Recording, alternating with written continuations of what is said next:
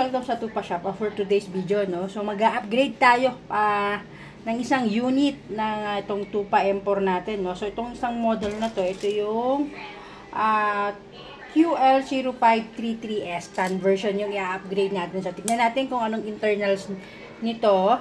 Tapos yun, upgrade natin kung ano yung FPS na pwede natin na gawin sa kanya, no? So out of the box nitong QL0533. So, ito nasa 300mm to, ha. Yun. So, chrono natin muna.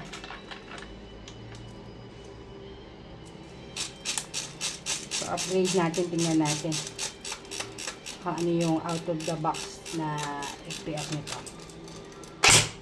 So, nasa 369, 367. So, yan. Sa 360 FPS out of the box nito. So, siguro i-upgrade lang natin siya ng 120 spring. Para hindi na masyadong ano sa barrel. So, full auto. So, sa 19 siya, 372. Okay? So, yan. Balikan ko kayo pagka na-upgrade na natin, no? So, QL 0533S, itong upgrade natin. So, balik ako sa inyo.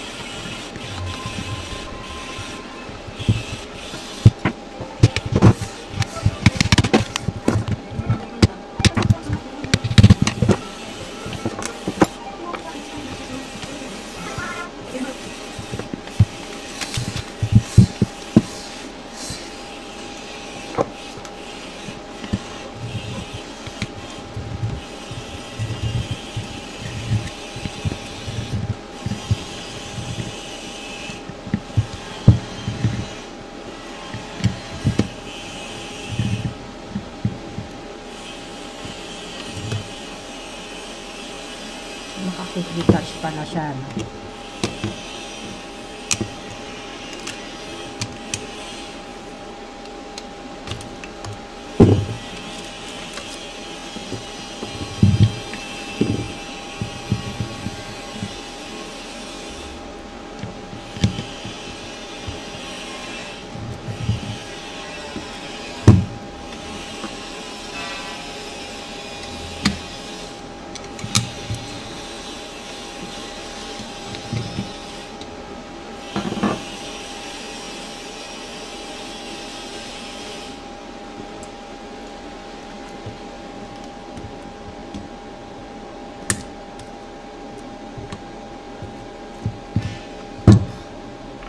So, naka-metal tip na.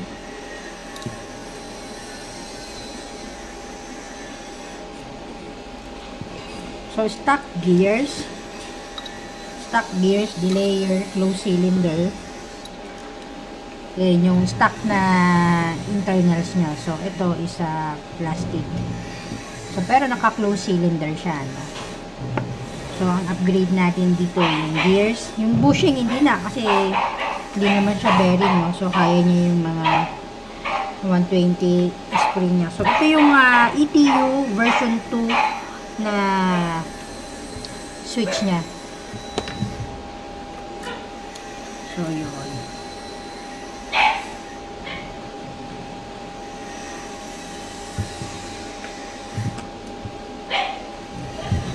So, pwede siya sa ordinary trigger. Parang sa mga airsoft natin na AEG na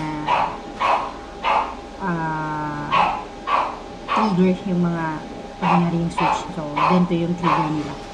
May nakita kasi akong mga ibang trigger na parang design lang sa mga ganitong switch. Pero kay ETU na G-Close sa amin na Tupa, pwede siya sa ordinary yung trigger, no?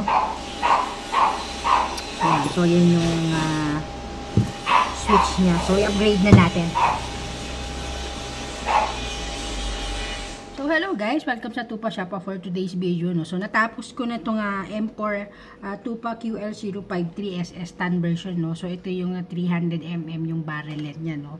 So yung stock niya, ito na, naka-dial type na half-up chamber, no. So, napaka-basic lang tong ginawa ko kasi hanggang maaari kung ano yung mga pwedeng ipakinabangan sa gearbox na stock na to, so ginamit natin. So, 5 pyesa lang ang aking pinalitan. Pati motor, hindi ako nagpalit. Tingnan natin kung gaano kakayanin yung 120 nitong motor nito, kung kakayanin niya ba o ano.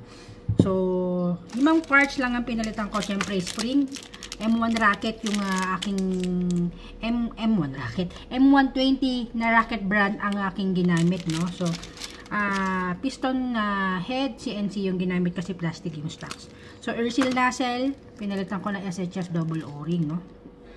So, spring guide. So, spring guide, ito kasi yung stock spring guide nyo, no. Pinalitan ko ng with bearing na APS brand yung aking ginamit, no. So, for chrono na to, bubuuin ko lang para, yan, nakita nyo. So, yung teardrop pala, no, pinalitan ko kasi itong cylinder, mas ginagamit ko siya sa mga 363mm pataas. So, mas gusto ko kasi pag mga ganun ka-exe, naka-open yung ating cylinder, no. So, yun.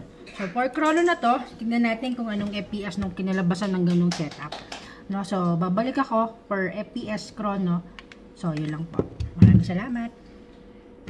So, hello guys. Welcome sa Tupa Shop. So, ito, nabuo ko na yung ating Tupa M4 na basic upgrade, no. So, for chrono, kung anong FPS nito kinalabasan nito basic upgrade na ginawa natin dito sa Tupa M4 na to na QL053SS, no. So, tignan natin kung anong FPS nito. So for testing na FPS. So 455 first shot 0.8, 448, 446, 448.9, 450.3, 448, 447, 451, 450, 450.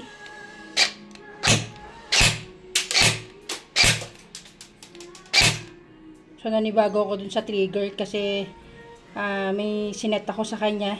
So, pagka pinutok mo siya, yung pangalawang putok, kadalasan wala, no. So, maghihintay ka ng ilang seconds para pumutok siya. Okay, 451, 450, yun, wala, no. So, full auto.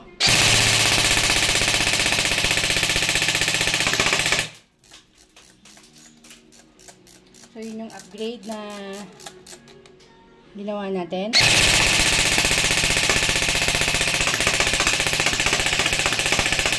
Ayun. So, 445 FPS po siya, no? So, next, 442. Yun, wala na. So, medyo nanibago ko dun sa atong electronic switch na to kasi may mga setting siya, no? So, yun po. Basic upgrade, nasa 450 FPS yung napalabas natin. So, yun po ang upgrade na ginawa ko dito. So, yun lang po. Maraming salamat.